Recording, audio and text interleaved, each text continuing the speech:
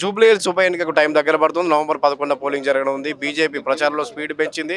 BJP అభ్యర్థి లంకాల దీపక్ రెడ్డికి మద్దతుగా పలువురు నేతలు ప్రచారం చేస్తున్నారు. మాజీ ఎంపీ బీజేపీ సీనియర్ నేత వెంకటేష్ నేత మనతో ఉన్నారు. ఎర్రగడ్డలో ప్రచారం చేస్తున్నారు. చెప్పండి సార్, ఎలా జరుగుతుంది ప్రచారం? చాలా అద్భుతంగా జరుగుతూ ఉంది. గత ఎన్నికల ప్రచారంలో భాగంగా మా మహిళా సోదరిమణులు, మా సీనియర్ నాయకులు, మా కార్యకర్తలందరూ కూడా ఈ ఎర్రగడ్డ ప్రాంతంలో ఇంటింటి ప్రచారంలో భాగంగా తిరుగుతున్నటువంటి శుభ సందర్భంలో మోడీ గారి నాయకత్వంలో ఈరోజు ఈ దేశ ప్రతిష్ట ప్రపంచంలోనే ఏ విధంగా వెళ్ళిందనేటటువంటిది వారికి వివరించడం జరుగుతూ ఉంది.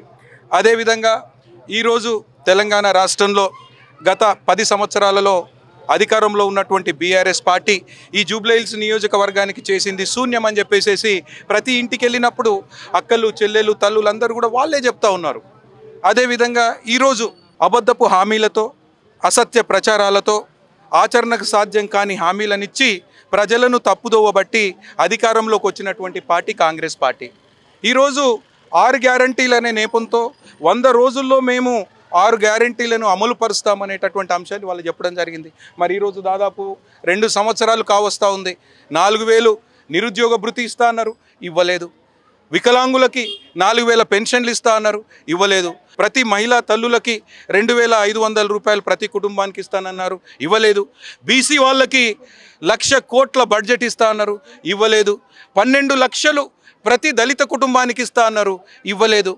అంటే ఈరోజు కమిషన్లతో మంత్రులు కానీ, కాంగ్రెస్ నాయకులు కానీ వాళ్ళ జేబులు నింపుకుంటున్నారు తప్ప తెలంగాణ రాష్ట్రంలో ఉన్నటువంటి ప్రజలను, పేదవాళ్లను, వికలాంగులను, మహిళా సోదరిమణులను, బీసీ వాళ్ళను, దళితులను ఆదుకున్నటువంటి సందర్భం లేదు. కాబట్టి ఈరోజు జూబ్లీ హిల్స్ నియోజకవర్గంలో దీపక్ రెడ్డి గారికి ఓటేసినట్లయితే, కమలం పువ్వుని గెలిపించినట్లయితే ఖచ్చితంగా 100 కోట్లు, 1000 కోట్లు మేము కేంద్ర ప్రభుత్వం నుండి తీసుకొచ్చి ఈ జూబ్లీ హిల్స్ నియోజకవర్గాన్ని అభివృద్ధి పథంలో తీసుకెళ్తాం. అదేవిధంగా ఈరోజు రౌడీ రాజ్యం నడుస్తూ ఉంది. మీరు చూశారు, కాంగ్రెస్ అభ్యర్థి ఈరోజు బహిరంగంగానే భయపెడుతున్నటువంటి సందర్భం.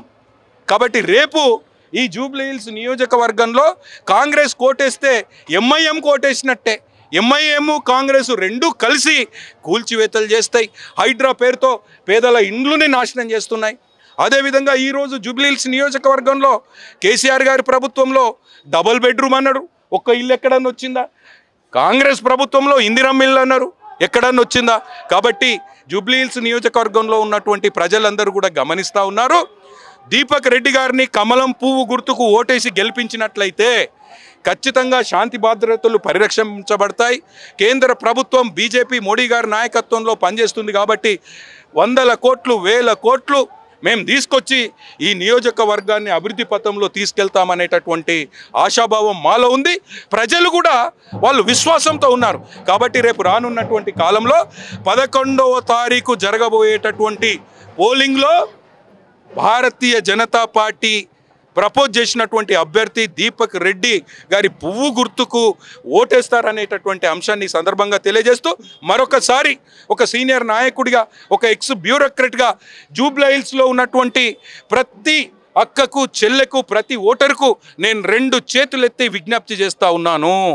రానున్నటువంటి 11వ తారీఖు రోజు కమలం పువ్వు గుర్తుకు ఓటేసి గెలిపించినట్లయితే ఇక్కడ శాంతి భద్రతలు ఉంటాయి, అభివృద్ధి జరుగుతుంది అనేటటువంటి అంశాన్ని మీ అందరికి కూడా విజ్ఞప్తి చేస్తా ఉన్నాను. 7 డివిజన్లలో 3,98,000 ఓట్లు ఉంటే 94,000 ఓట్లు మైనార్టీలువే ఉన్నాయి కదా.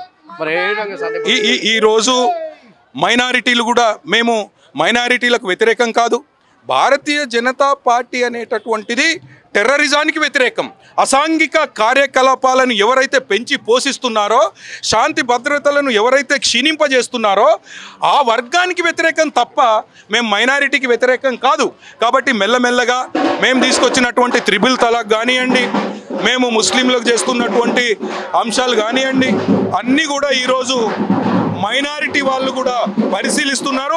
మెల్లమెల్లగా వాళ్ళు కూడా భారతీయ జనతా పార్టీకి ఓటేయడానికి ఆలోచిస్తున్నారు. మంత్రి పదవి అజారుద్దీన్కి మంత్రి పదవి ఇస్తామని చెప్పి కాంగ్రెస్ అధిష్టానం తీసుకుంటే ఎట్లా చూడాలి దీన్ని? అజరుద్దీన్కు మంత్రి పదవి ఇచ్చినంత మాత్రాన మైనారిటీలందరూ అజరుద్దీన్కే ఓటేస్తారు, కాంగ్రెస్కే ఓటేస్తారు అనేటటువంటిది లేరు. మైనారిటీలో కూడా విఘ్నులు ఉన్నారు, మైనారిటీలో కూడా భారతీయ జనతా పార్టీకి ఓటేసేటటువంటి వాళ్ళు ఉన్నారు. ఈరోజు 370ని రద్దు చేసినాం జమ్మూ కాశ్మీర్లో. నా మహిళా సోదరులకి, నా ముస్లిం మహిళా సోదరులకి హక్కులు వచ్చినాయి. త్రిబుల్ తలాక్ను రద్దు చేసినాం. ఈరోజు ముస్లిం మహిళలు కూడా భారతీయ జనతా పార్టీ వైపు, పువ్వు గుర్తు వైపు ఆలోచిస్తున్నారు అనేటటువంటిది వాస్తవం.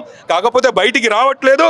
మెల్లమెల్లగా ముస్లిం మహిళలు, ముస్లిం వాళ్ళు కూడా భారతీయ జనతా పార్టీకి ఓటేస్తారు అనేటటువంటి ఆశాభావాన్ని వ్యక్తపరుస్తున్నారు.